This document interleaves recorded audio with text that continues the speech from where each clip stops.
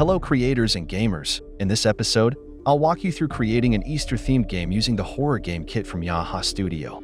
But before we dive into production, let's have a quick look at the preview.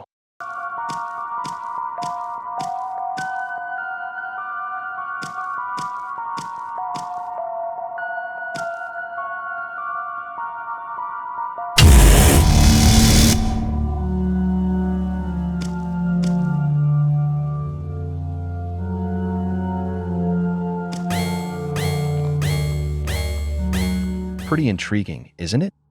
Now, let's start from scratch and go over the production process step by step. First, navigate to the YAHAHA Desktop's Project Management page and click on Horror Game to select a scene. I've opted for Cabin in the Woods.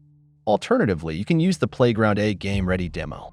Then, in the top left corner of the scene selection, choose the Cabin in the Woods scene. The initial step involves decorating our scene with Easter-themed elements. We can search the asset library for Easter-related items and seamlessly integrate them into the scene.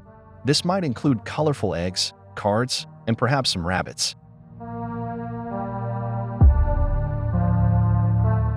It's important to note that our asset library boasts over 1 million assets and offers robust features such as image-based and model-based searches.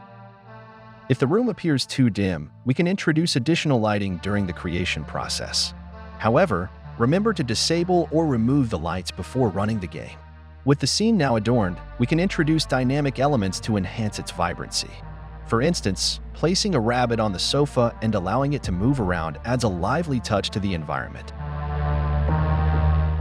For the second step, I want to create a fleeting moment of suspense as players ascend the stairs. I've selected a rabbit with a somewhat eerie appearance for this purpose. To achieve this effect, I'll create a new cutscene and add 2 tracks. Then, I'll drag the rabbit onto these tracks. The first track will control the rabbit's animation.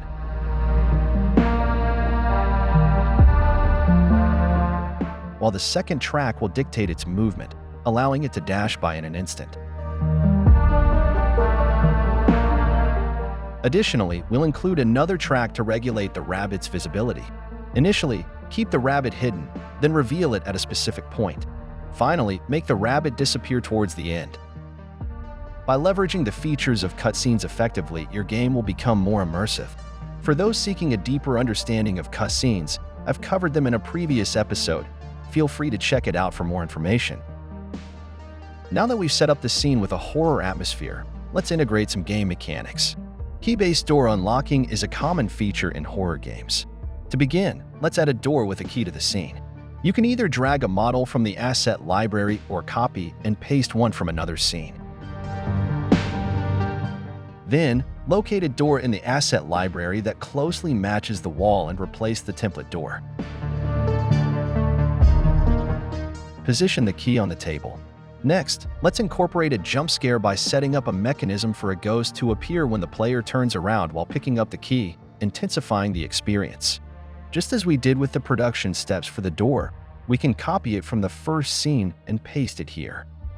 Here, we'll utilize an empty object to represent the object the player is focusing on. Of course, when utilizing templates, you may find that the included ghost doesn't align with your game style. Can we change it? Absolutely. Similarly, locate a monster in the asset library that suits your preferences, ensuring it includes animations. For instance, I've chosen this wolf. After adding it to the scene, duplicate the features from the original monster object to the wolf object. Then, within the Don't Look Back jump scare logic, modify the trigger action associated with monster to the name of the wolf object, and you're all set to go. Finally, let's incorporate a patrolling monster behind this door. Adjust its wait time to 1 so that the monster immediately starts pursuing the player upon entering the door. Similarly to the previous Don't Look Back jump scare, if you wish to change the monster, duplicate the features from the original monster object to the new monster object. Then, within the feature containing collision information, update it to the name of the new monster. For those interested in learning more about jump scares or preset props, you can explore the previous tutorial series for detailed information. With that, we've pretty much wrapped it up. Now, let's give it a test run and see how it performs.